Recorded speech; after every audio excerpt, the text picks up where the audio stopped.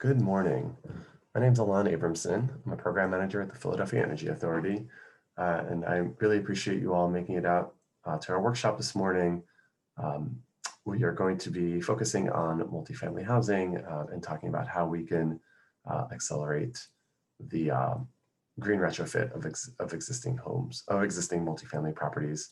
Um, our goal at the Energy Authority is to find more ways to be a useful resource to this multifamily housing community, particularly focusing on low and moderate income multifamily housing. Um, and our goal is to support the broader community of building owners, building operators, and the many service providers that are working with those owners and operators, whether they're consultants, energy engineers, folks helping with financing, utility program administrators, and others.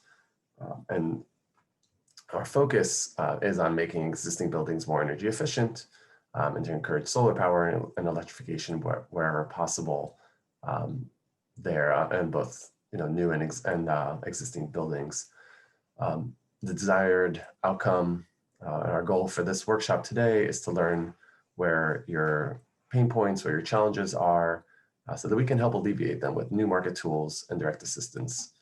We'll tell you a bit about what PEA is already working on, and you'll hear from several of our partners. So to jump right in, I wanted to give you an overview of the schedule for today. I'm going to give you a little background about the Energy Authority, and then we're going to jump right into the first breakout, discuss how you all go about finding energy efficiency services and clients. We'll then hear from our partner, Block Power.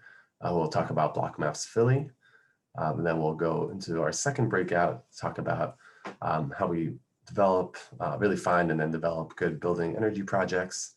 And then come back to our second presentation of the morning to hear from Inclusive Prosperity Capital about their multifamily financing products. And then we'll wrap it up with a third breakout about how we are funding these projects.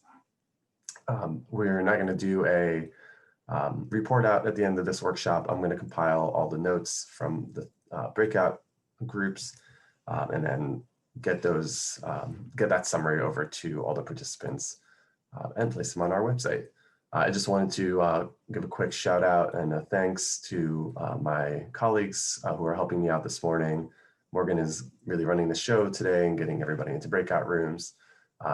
Laura Rigel, Lisa Shulock, and Nancy Mifflin are going to be in the breakout rooms helping facilitate and take notes. So they're the real heroes of the day. So thank you so much. To get right into it, the Energy Authority, as you may know, is a municipal authority, quasi-independent government agency with a focus on economic development and using energy as a tool for impact. So we focus on using energy as a job creation tool and as a way to alleviate poverty and improve public health. That last piece has never been more important than today while we're dealing with the COVID pandemic. We are doing this work through our Philadelphia Energy Campaign, which is a 10-year initiative to spur $1 billion of investment to create 10,000 jobs. So we are currently wrapping up our 4th year of the Energy Campaign. In those first 3 years, we were able to develop $136 million of projects, a lot of those either directly or with acting as a supportive agent. And that has led to the creation of over 1,300 jobs.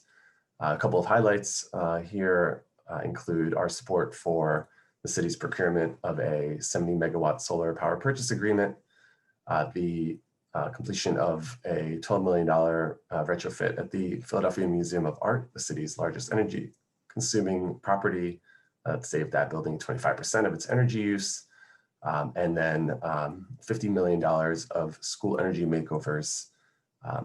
All 3 of those efforts, PEA is holding the contracts and has done a lot of project development support We also directly run the Solarize Philly program. This is the largest Solarize program in the country. We've had over 700 contracts signed through this program, currently wrapping up its 4th year. And that's resulted in over $10 million of residential rooftop solar. That's actually contracted and mostly has been installed. We run the city's water and sewer line protection program. It's a public-private partnership with the American Water Resources. We have over 20% of the, all single-family residential properties enrolled in the program. That's over 90,000 properties, saving customers over $11 million over the first 2 years of that program. And finally, we launched and operate the city's commercial property assessed clean energy program that helps finance new commercial and industrial projects, as well as retrofits in that space, both for energy efficiency and renewable energy. I didn't mention our multifamily work, but we have been busy in this space as well. We started with a pilot back in 2017. We worked very closely with CMC Energy, who I know is here today at the workshop, as well as Block Power, and a few other partners, including both PECO and PGW. And this pilot was almost 200 units across 4 different properties with 2 different owners. And what we did a couple of things that were really innovative here. One of them was that we were able to align both PECO and PGW's incentives to serve all these projects simultaneously. That resulted in nearly $400,000 of direct install work being done almost entirely for free for the owner. And that had a net result of about 10 or 15% energy savings. A happy byproduct of this in Sarah and Allen Senior Homes, we found a lot of ventilation units were inoperable when we first came in. So getting those up and running meant that we ate into some of our energy savings, but at the same time, we drastically improved the air quality and comfort of those units, which is great to have done well ahead of the COVID situation. The second piece that was really innovative here was installing a network of smart thermostats in all the buildings and all the units in these properties, which would collect data from the individual units and then send them up to the cloud, where Block Power was able to retrieve this data and analyze the patterns that they were seeing in the buildings. So this pretty easy intervention that was paid for by PECO and PGW was then able to inform property owners on what they could do with larger building systems. So Sarah Allen Senior Homes is actually recently sold by Friends Rehabilitation Program. And that owner, in contemplating a large capital improvement project in that building, now has the recommendations from Block Power and is incorporating those into its capital improvement project. We're really directly involved in this project and coordinating the utility incentives to work together, bringing these different partners to the table. And we want to see, moving forward, if there's other work of this nature that we could be doing to support this market and really help grow it. So with that said, what we'd like to do right now is jump right into our first breakout, which will look at the different service, how you as owners or operators are able to find service providers in order to get initial assessment and design of projects, and as the service providers yourselves, how you're able to connect your services to those owners. So I'm excited to have Morgan send you all out to your breakout rooms, and we'll come back from that to a demo from Block Power. Thanks so much. Delighted to be here with all of you this morning. Always exciting to talk about energy efficiency and particularly electrification, particularly now during the COVID-19 crisis, where the data continues to show that electrifying buildings, particularly urban, dense, multifamily apartment buildings, is one way of mitigating the spread of COVID because you can put in electric heat pumps into the apartments, and the heat pumps can mitigate the spread of COVID throughout a building from apartment to apartment. So always delighted to talk about this. As quick context before my colleagues Andrea and Keith take over, Block Power was hired by the city of New York, the sustainability office of the mayor, to help figure out how to solve the problem of how do you actually complete energy efficiency retrofits in small and medium-sized apartment buildings. We have tens of thousands of those buildings in New York City. We think there's millions of those buildings across the country.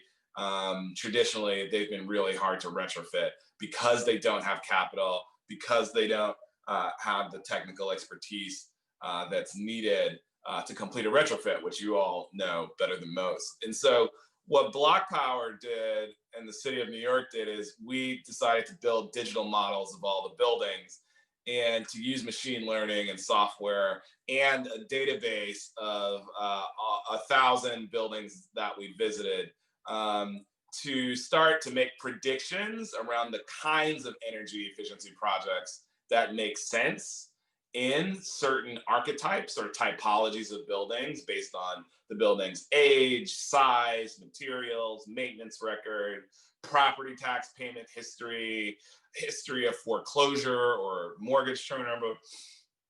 And so we're able to build predictive models that in effect replaced energy efficiency audits.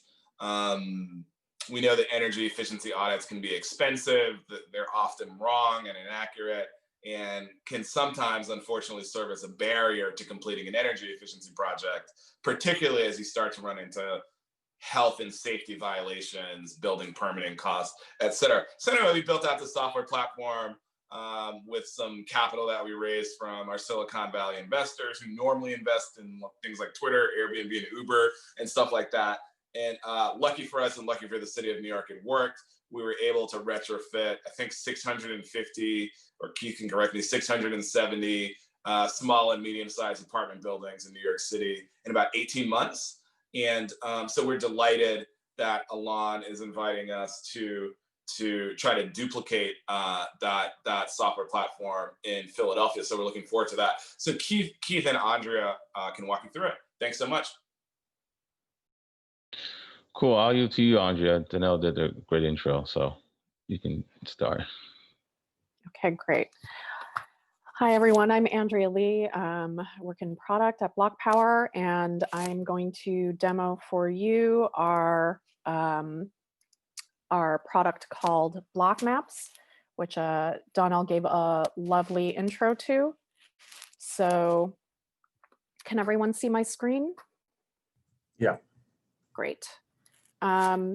Okay, so we designed this originally as a way for building owners and municipalities to go into a city and sort of understand what's going on from an energy use consumption standpoint. And how that works is we ended up doing, as Donnell said, a lot of modeling off of buildings that we actually visited, and broke those down by building typology, material dimension, and we're able to model some general energy consumption metrics about a building. So here, this is just a welcome to New York. We get started. You can see that there are some gray buildings that appear. The gray buildings are simply building types that we are not interested in, that didn't really meet our building criteria, like large commercial buildings, skyscrapers. You can see all of these smaller buildings are the buildings that we targeted. They're mainly small commercial and smaller multifamily buildings. Our key was that we wanted to give building owners and city planning officials the visibility to see what is happening in certain neighborhoods. For instance, you can see here we have a mix of orange, yellow, and red. with red being the least energy efficient buildings and yellow being red being the least energy efficient and yellow being the least problematic in terms of energy consumption. And the orange shade sort of falls somewhere in the middle. You can see as you move across the East River, there are certain neighborhoods that look a little bit different. For instance, there's a lot more red here than there is yellow and orange, meaning this is, you know, a more problematic area of the city. If you click on an actual building, it will reflect the address. And at one point we had designed this to intake building owners who were interested in getting started on energy efficiency projects. So this, for instance, will take you to a questionnaire that will lead you to, additional, will lead you to a building intake survey where you'll be asked a series of questions about your building. So for instance, if I type in my old address and move here, it will ask you for your building type.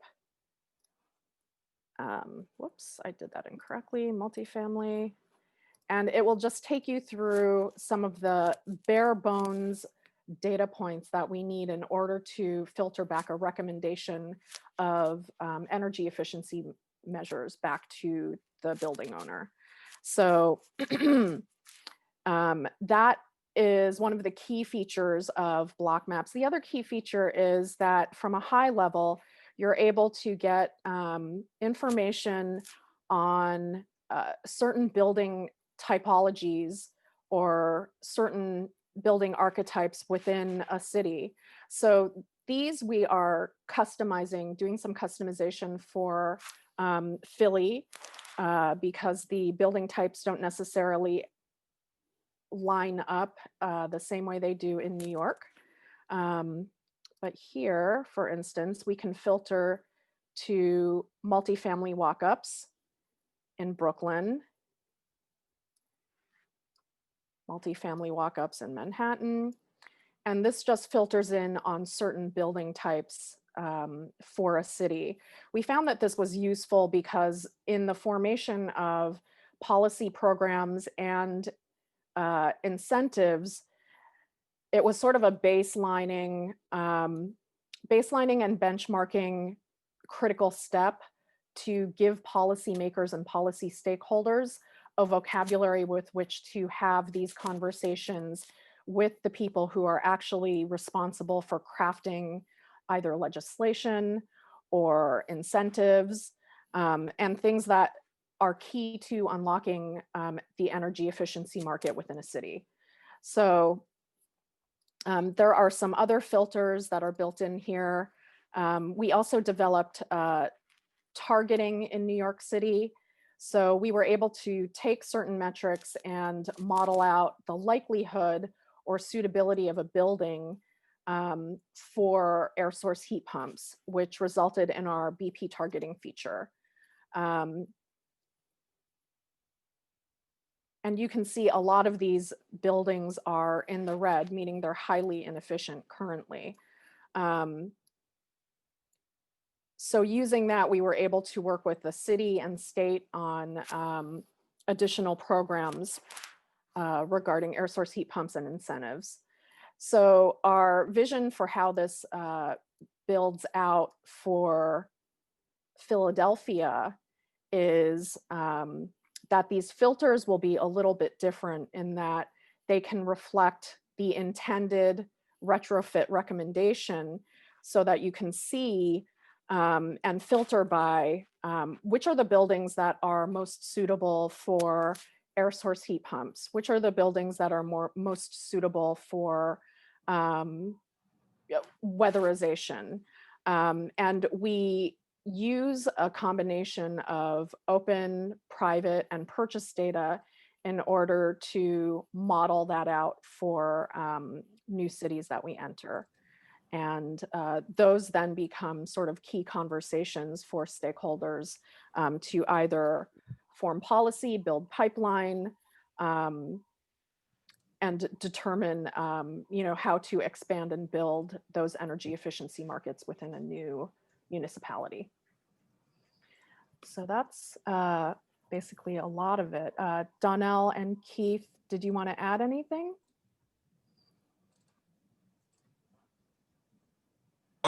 Yeah, I'll just add that we are, because of the health crisis, we are identifying which of the building typologies are most likely to have ventilation systems that can increase the spread of COVID, and which buildings are most feasible to be remediated in terms of that health risk through the installation of heat pumps and building electrification products. I think I would just add that, you all know Philadelphia better than we do, obviously, although we have been delighted to complete projects in the city and have been analyzing data sets in the city for some time. And so if there's building categories or typologies that you guys think we should be thinking of, for example, I know that, for example, single family homes in Philadelphia in census tracts that are low income, that are owned by, second, third generation Philadelphia residents who are having trouble making maintenance and renovation upgrades in those homes, may have particularly high health and safety needs. That may be a Philadelphia specific category, for example, that should be added to block maps. And so, we're curious and interested in what kinds of recommendations you all have there. And then second, through the financing tools that we have with IPC, are able to, we're able to finance projects according to the data. We stand behind the data that's in our platform. And so, as you can see, can dramatically reduce the cost, the transactional cost of energy efficiency, because basically a building owner can fill out a quiz and based on their answers, we can finance that project and just kind of get to work without having to spend, tens of thousands of dollars on pre-development costs in order to take next steps. And so for emergency projects, we stand behind our data and are willing to finance projects towards that. Thanks. Thanks, guys. Quick question, if that's okay. Sure. The block map, because I know you mentioned that you have it, set up for New York. Does that provide, the information of what that building qualifies for, or do you guys still have to do that research? And qualifies for in terms of an energy efficiency scope of work. It generates, the process generates a scope of work that it depends on the scope of work, right? If it's a phase 1 energy efficiency project, we do not have to do further analysis or site visits. We just get to work. If it's a deep HVAC replacement, the construction firm will have to visit, verify the scope of work on site, upload their suggested scope of work in a separate software application that we have. It's a mobile tool, and then we would finance a project from there. I don't know if that answers your question. Kind of, yeah. I guess I was, the question really is, like, for example, Con Ed, they have their multifamily and C&I, and I know some buildings sometimes qualify for both. So I guess my question is really tied into the, to the utility program eligibility piece of it. But. Oh, yeah, we incorporate the appropriate utility incentives into our recommended scope of work.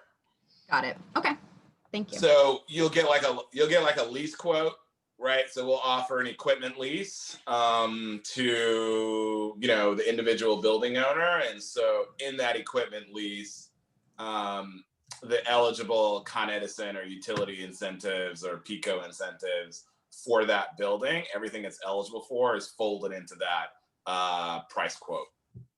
Awesome. Okay. Thank you. Thank you. All right.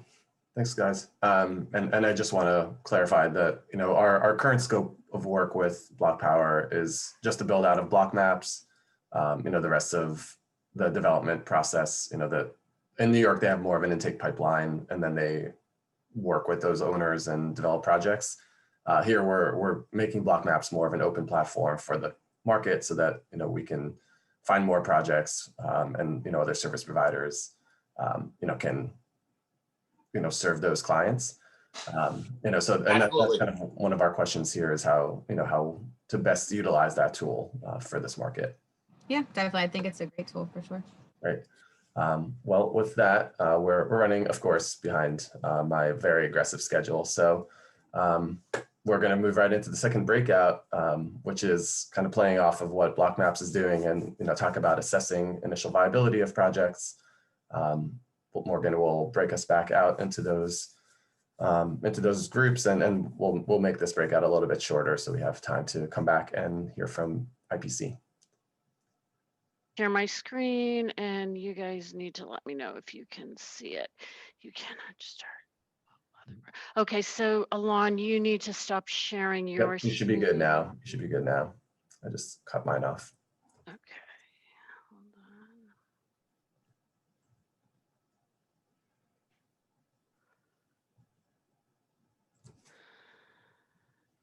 on. Can you all see my screen? Not yet, no. There it goes.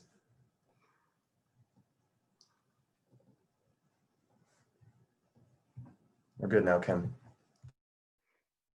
Okay, thank you. Sorry about that. All right, so Inclusive Prosperity Capital, just a little bit about us and the partnership with PEA, and then what I'm going to do is I'm going to walk through some of our products that are relevant to the discussion today, provide a few quick case studies, and then share with you all how to, you know, access the programs and learn more. So Inclusive Prosperity Capital is a nonprofit financial institution. We offer loan programs and make other investments to support and scale clean energy in underserved markets. So for example, Block Power, who we're with today, we've provided an investment to them to support their products. We also help to fill gaps and provide resources where private markets are not yet operating effectively. In the multifamily space, our products are designed to help owners and residents save on energy and operating costs, improve the living and working environments of the building residents, and also preserve affordable housing. So we've been talking today about a number of the challenges in this sector, and I just wanted to emphasize that we've developed these programs over a 5 to 7 year period, specifically to try to address some of the challenges that we've identified in the conversations. The fact that we've got older buildings, that if we can take a more holistic approach, we can really see financial and performance impacts, that health and safety issues need to be funded and addressed before you can implement energy measures, and also that there's financing challenges often with existing multifamily properties that can't take on additional mortgage debt. So you need to be able to structure the debt in different ways so that you can in fact finance the energy improvement projects. So we offer two loan programs for the multifamily space. We have a pre-development loan called the Navigator Pre-Development Loan, and then we have a term loan called the Catalyst Loan that funds implementation of the energy measures. The pre-development loan, the Navigator pre-development loan, is really designed to help owners do that work that's necessary to assess, design, and figure out how to fund an energy improvement project that's going to deliver the highest return on investment to the property and kind of achieve all of the goals that we're talking about today.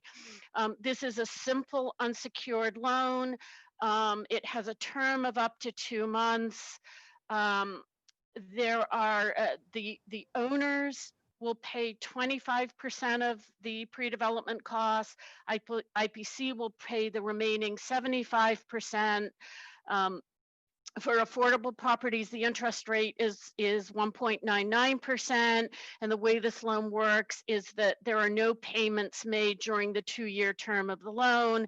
It's all repaid as a balloon payment at the end, and that can be taken out in the term financing. And the idea here being that this is a simple line of credit. We'll also look at projects that may be underwater now, but if those energy improvements happen, then they'll become more financially sustainable. And then for our Catalyst term loan, this is a loan program that's designed primarily for existing buildings. It funds implementation of both energy efficiency, renewable energy measures, as well as health and safety measures. Up to 25% of project costs can be health and safety measures that need to be remediated in order to implement the energy improvements. The rates range between just under 6% to 6.99% with a term of up to 20 years. What's unique about this loan program is usually these loans are non-mortgage secured. We'll seek alternative forms of security like guarantees or potential the homeowner fees that come in from condos or co-ops. The underwriting for this loan is done by looking at what are those energy and maintenance cost savings and insurance cost savings that you're going to achieve as an owner once you implement these measures, and making sure that those costs will exceed the principal and interest payments of the loan. So the whole idea is it's the implementation of the measures and the savings that will result from that will fund the loan. So that's the Catalyst loan. I'm going to do 2 quick case studies. This first case study is a co-op in New Haven, Connecticut. And Lila, I suspect is a little bit similar to the project you described in our breakout. This is a property that is located next to the Yale New Haven campus. The property is in both physical and financial distress. It had a very old electric heating system, and the energy costs were just bringing this property to its knees, both physically and financially, because it's a very high value property. Developers are kind of surrounding the building like hawks, want to take it over, want to own it. But we worked with this property. It's mainly an African-American community, to work with them to address these building issues so that they can preserve this co-op as affordable housing. So in addition to technical assistance and other financing support, we supported them with a $350,000 pre-development loan to do that assessment and engineering work to determine what needs to be done to get this property back on its feet again. So that project is still underway. We're very close to getting to the point where the owners are securing term financing to then do the implementation of this work. This second project here is a case study for using the Catalyst term loan. This is a condo association located in Connecticut. I'm sorry, there's a symphony of dogs right now. We must have someone outside. So just wanted to note that the first project I shared with you was a co-op the second one is a condo association. Condos and co-ops tend to be some of the most difficult properties to find financing for implementation of measures, because lenders are often reticent to fund these property types. This was a project that served mainly low income, elderly, on fixed incomes. I believe it's 88 units.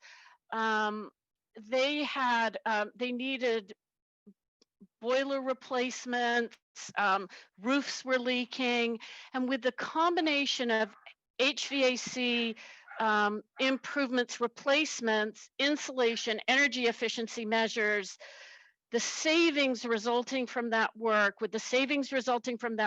were actually able to fund full roof replacement with this Catalyst Loan Fund. And because they were a distressed property, they had really high insurance rates. They were able to reduce their insurance rates by $30,000 a year. And this combination of energy and maintenance improvements really enabled them to use this loan fund to pay for all of these capital improvements. You can see that the estimated free cash flow from this project, there's $26,000 a year coming back to this property. In fact, in some of the recent analysis we've done, it's more than that. And these seniors on fixed incomes are actually getting checks of $500 a year because we underestimated the savings on this project. So this is a real success story. Just kind of wrapping up here, we've got 2 loan programs that we offer that really enable owners to take a holistic approach to their buildings, figure out what combination of measures, what approach is going to deliver the highest return on investment.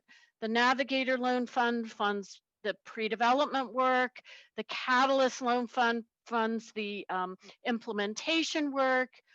You can get more information on these programs at this link here on the PEA website.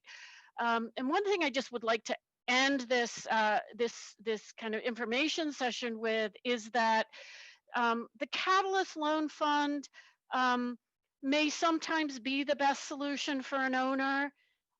In other situations, it may not be. If they can take on a mortgage or they've got other sources of financing that offer lower rates, they should definitely go with those solutions. It might work to borrow the pre-development money and then use another funding source, or they have a source already for Navigator and use Catalyst for term financing.